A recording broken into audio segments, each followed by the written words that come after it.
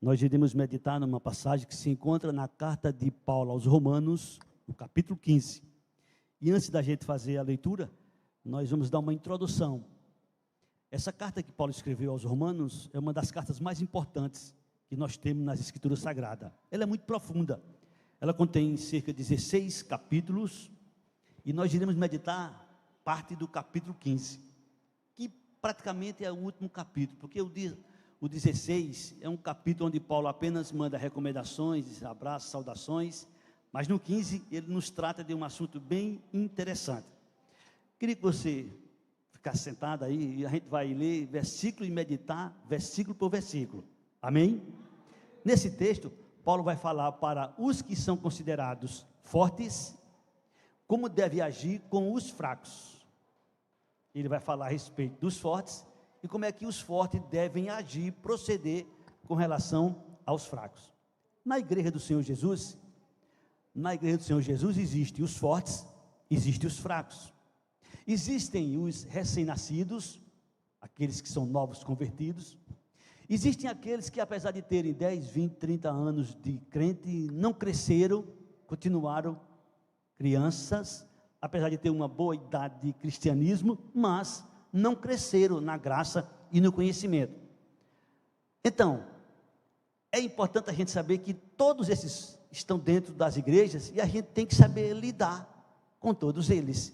Por isso que o Senhor inspirou Paulo a escrever, para que a gente tivesse noção como proceder para com os fracos. Quando eu digo como proceder para com os fracos, se eu perguntasse quem é forte, todo mundo vai se considerar forte. Dificilmente alguém vai se considerar fraco. E talvez alguém se considere fraco falando para os outros, mas lá no seu íntimo ele se acha forte. Bom, mas a Bíblia diz que tem os fortes e tem os fracos. Então, como é que aqueles que se acham fortes devem agir com os que são fracos? Romanos capítulo 15. Primeiro versículo. Vou pedir que coloque na tela, para a gente ir mastigando versículo por versículo. Diz assim: ora, nós que somos fortes, devemos suportar as debilidades dos fracos e não agradar-nos a nós mesmos. Como você percebeu, a introdução que eu dei, o versículo que nós lemos, fala dos fortes, fala dos fracos. Interessante. Como é que os fortes devem proceder? Devem suportar as debilidades dos fracos. Debilidade, fraqueza. A vida cristã, a vida espiritual, ela é muito parecida com a vida secular. Tem momentos que nós estamos com saúde, tem momentos que nós estamos muito bem na vida secular, mas tem momentos que nós estamos fracos, tem momentos que nós precisamos de cuidados, e na vida espiritual também não é diferente. E é importante também a gente saber que você, que hoje é forte, amanhã você pode se tornar fraco. Você que é fraco, amanhã você pode se tornar forte. Tudo vai depender da sua vida espiritual. Se você não tiver uma vida espiritual, que você procure crescer na graça e no conhecimento, você pode fraquejar, você pode ficar fraco. E quando se diz ficar fraco, ficar débil, não está falando de força, aqui está se falando da vida espiritual. Você está aqui, você que está em casa, você sabe, você conhece, tem momentos que você está com todo o vapor, com toda a alegria, mas tem momentos que você também passa por dificuldades. E é por isso que a gente precisa entender o porquê de Deus ter nos dado essa palavra. Você que é forte, e ora, nós que somos fortes. Paulo falou sobre muita coisa aqui nessa carta, e nesse final aqui ele diz, nós que somos fortes, como é que a gente deve agir com aqueles que nós achamos que são fracos? Porque é comum a gente olhar, a gente pensar, a gente até falar, fulano é fraco, menina, criança, isso é jeito, isso é modo, porque a gente se acha forte. Então Paulo fez essa colocação. Ora, nós que somos fortes, devemos suportar. Mas aí é que está, aquele que é forte, ele deve suportar as debilidades dos fracos. É fácil? Na teoria até que sim, mas na prática, às vezes a gente não tolera nada. Às vezes a gente não suporta nada. E não se trata só de suportar, de tolerar. Também diz algo muito profundo. Não devemos agradar a nós mesmos. Aqui é onde a coisa pesa mais ainda. Não devemos agradar a nós mesmos. Ou seja, a gente deve dar prioridade aos outros. A igreja, ela é um corpo. Jesus é o cabeça. Nós somos partes desse corpo.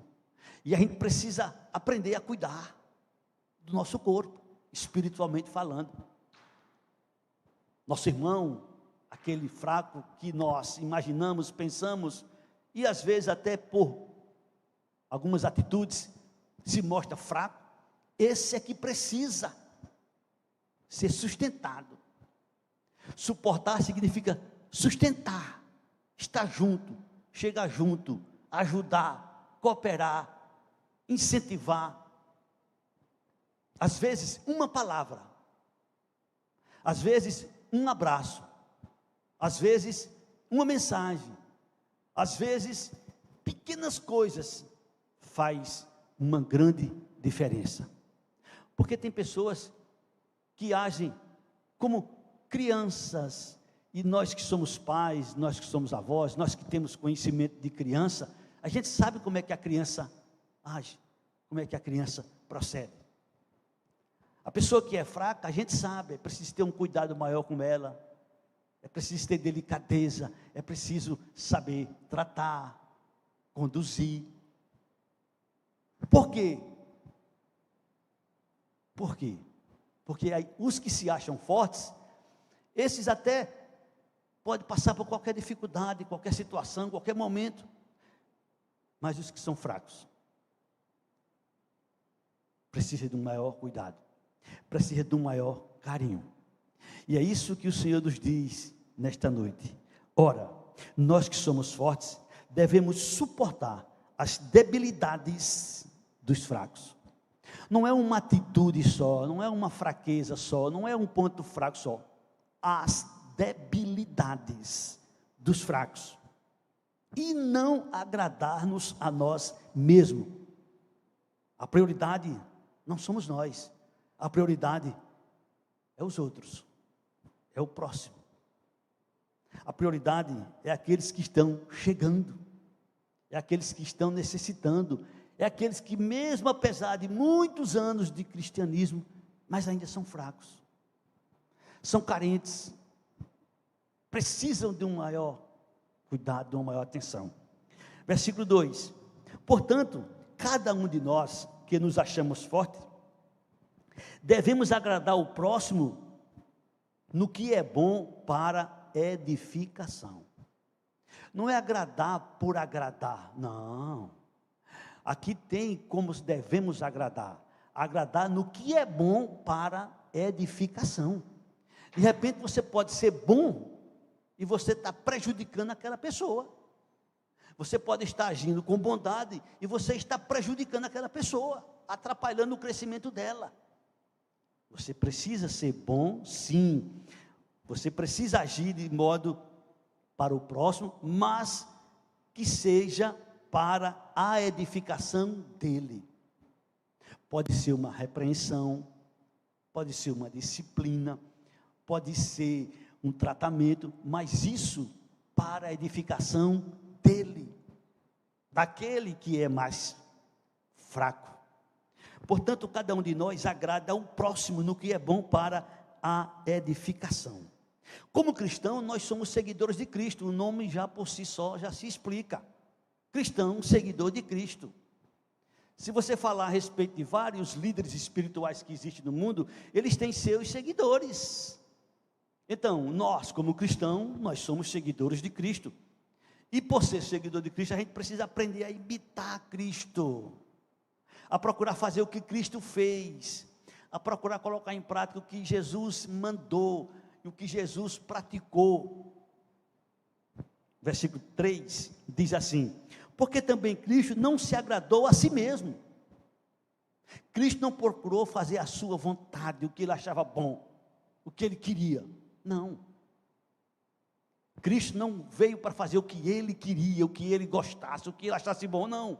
Aqui diz que Cristo não se agradou a si mesmo. Antes está escrito: as injúrias do que te ultrajavam caíram sobre mim. Será que Jesus queria levar, por conta, sem nenhum motivo, o castigo que ele levou, o sofrimento que ele levou, passar o que ele passou? Claro que não. Se separar do Pai por alguns instantes? Claro que não. Ser humilhado como ele foi? Claro que não. Mas ele veio com um objetivo: pelo próximo, por nós, pelos seres humanos. Não foi para si, não foi para ele, foi pelos outros. As injúrias que eram dos outros caiu sobre ele. Jesus não procurou agradar a si mesmo, ele procurou fazer as coisas para os outros. Uma das provas é que no último instante da sua vida, naquele momento crucial, ele orou: Pai, não seja feita a minha vontade. Pai, não seja feita a minha vontade, porque a minha vontade é, se possível, passa de mim esse cálice, sem que eu beba. Essa é a minha vontade, mas se não é possível, não faça a minha vontade, faça-se a tua vontade. E para poder a gente ter a salvação, para poder a gente ter o perdão, Jesus teve que passar por aquele cálice. Jesus teve que sofrer. As injúrias que eram nossas caíram sobre Jesus. Jesus levou sobre si. Portanto, você que está aqui, você que está em casa, que se acha forte, como é que você tem procedido? Como é que você tem agido? Como é que você tem exercitado a sua comunhão com o próximo? Com aqueles que são mais fracos, com aqueles que você considera fraco. Porque quando a gente tem alguém que também é forte, qual é a dificuldade que tem? Qual é a dificuldade que tem? Nenhuma. Mas aquele que é fraco, aquele que está precisando, aquele que está necessitando na vida espiritual, é esse que a gente precisa cuidar, é esse que a gente precisa tratar, é esse que a gente precisa fazer algo, sempre por ele, por eles. No versículo 4, Paulo fala sobre o que foi escrito, e ele diz: ora, tudo quanto outrora foi escrito, para o nosso ensino foi escrito.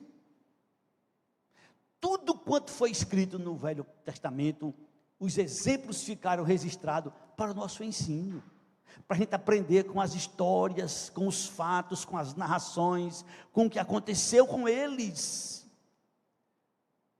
as suas vitórias, suas conquistas, suas derrotas, suas fraquezas, seus erros, suas falhas. Tudo foi escrito para ensino nosso. E olha que não foi escrito tudo porque não se cabia, não tinha como colocar tudo, mas o que foi necessário, Deus fez questão que ficasse registrado, para a gente aprender